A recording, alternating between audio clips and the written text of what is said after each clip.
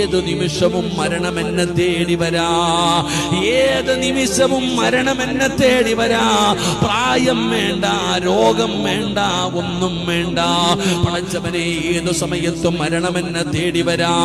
അല്ലാഹുവേ, എന്റെ ജീവിതത്തിലെ ഏറ്റവും വലിയ ആഗ്രഹം ഈമാനോടുകൂടി മരിക്കണമെന്നാണ്. റബ്ബേ, ഈ പാപം ചെയ്തു കഴിഞ്ഞാ എന്റെ അവസാനം മോശമാകുമല്ലോ, എന്റെ അവസാനം മോശമായി പോകുമല്ലോ.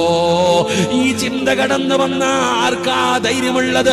ഈമാനില്ലാതെ ചത്തുപോകുമെന്ന് നിനക്ക് തോന്നിയാ കഴിയുമോടാ ചെറുപ്പക്കാരാ?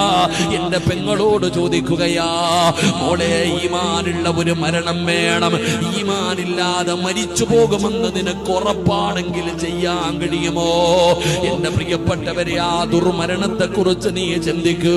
മുഖമെല്ലാം കറുത്തിട്ട്, കണ്ണ് തെള്ളിയിട്ട്, വായിലൂടെ പതയും നുരയും ഒലിപ്പിച്ച് മലമൂത്ര വിസർജനം നടത്തി മയ്യത്ത് കാണാൻ വരുന്നവൻ ഒരു വട്ടമേ നിന്റെ മുഖത്ത് നോക്കൂ.